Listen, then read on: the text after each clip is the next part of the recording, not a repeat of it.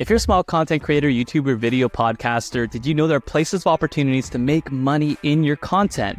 In this video, I want to share with you all the places you can use to get monetized. And guess what? If you price right, brands are willing to pay for it and partner with you. Now, there's going to be another video linked in the description or on this video here where I talk about how to price effectively. But this one here is going to be talking about the actual placement strategy. So get ready. Let's get right into it. Hey, my name is Joey Valencourt for Partner Up Profits, and I help brands work with influencers, and influencers get brand deals from brands. No matter what your follower count is today, we're going to focus on exactly how to do it together. In this episode, we're going to cover the influencer side looking to get brand deals, you, the YouTuber who has a micro following, but you have a growing channel. Now, for brands, don't tune out because this is important. If you're working with YouTubers already, or if you're looking to work with them, it's important to know that we don't just stop at one type of promotion or one type of placement. There's 10 really effective ways you can do this, and leveraging all of this not only gets YouTubers more money because you offer more impressions of the brand, but the brand gets more impression, therefore makes more sales.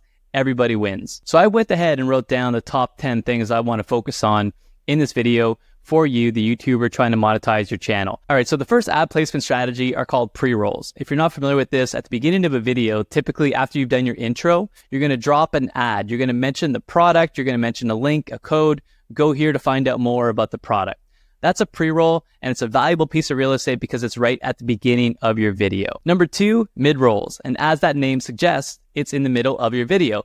Still really good engagement at that point, so still a valuable placement opportunity. And once again, it's you mentioning the product in maybe a 30, 60, 90 second ad, and you're mentioning a link, a code, go here to check it out, or this video was sponsored by. Number 3 are end rolls, and as the name suggests, they're at the end of the video.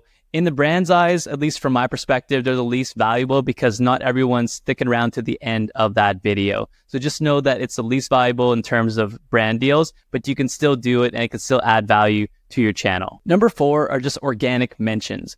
These are least valuable as well because of the fact that you're not really going deep. You're not continuously going in an ad format. Maybe you just have the product. Maybe you're mentioning it softly throughout the video sometimes, but there's not a really big focus on it. So we just call these organic mentions, and they're the least valuable placement opportunity, but they do add up, so don't discount them. Number 5 are dedicated videos. So this is your traditional review product video. Yeah, you're going to review several things maybe in that video, one of them being one of the product placements. You're going to do a daily routine, all the things that you take, all the things that you're covered, your supplements, whatever you're doing, but it's also mentioning the product.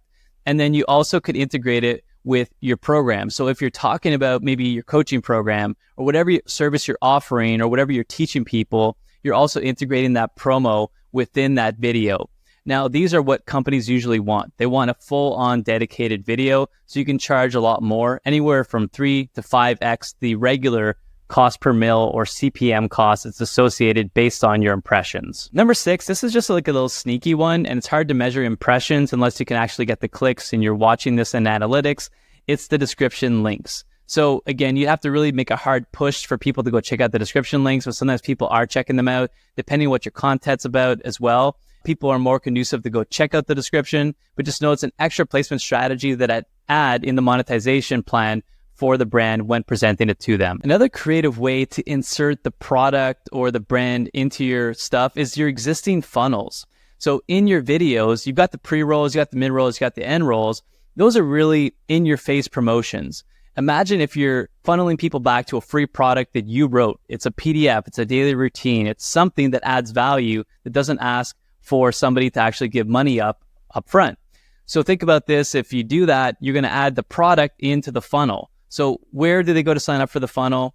Where do they go to sign up for the free opt-in, the gift that you're giving? They could put them on the page there, but more importantly, I think it's putting them into the sequence of emails that they're going to get after they buy the product or get the free thing that you're offering within the video. So again, it's an extra placement strategy, and you can measure impressions as to how many people are going through that funnel, how many people make it to that email, how many are opening it, how many are clicking it, and then you can attach a value to that for the brand and add that to your deal. Number 8 are social posts. If you're on YouTube, you might have an Instagram channel, you might have a Twitter, a TikTok, something else in the social media categories. So don't limit yourself only to YouTube. You want to leverage other channels, and again, impressions count. Now you're going to go and say, I'm going to do an Instagram post. It's going to be a story. It's going to be this. It's going to be something else. But you can add up those impressions. And now you get to work with one brand on multiple campaigns, which is great for the brand because we don't want to work with churn and burn, transactional style influencer management. We want to work with mission-based brands,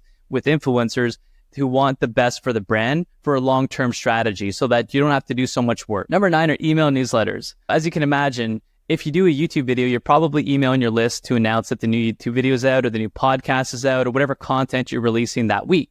Well, you can also do inserts in an email newsletter. And again, the placements are significant depending on what type of placement it is. If it's a PS, hey, talk about this product, mention a code, a link, that's good.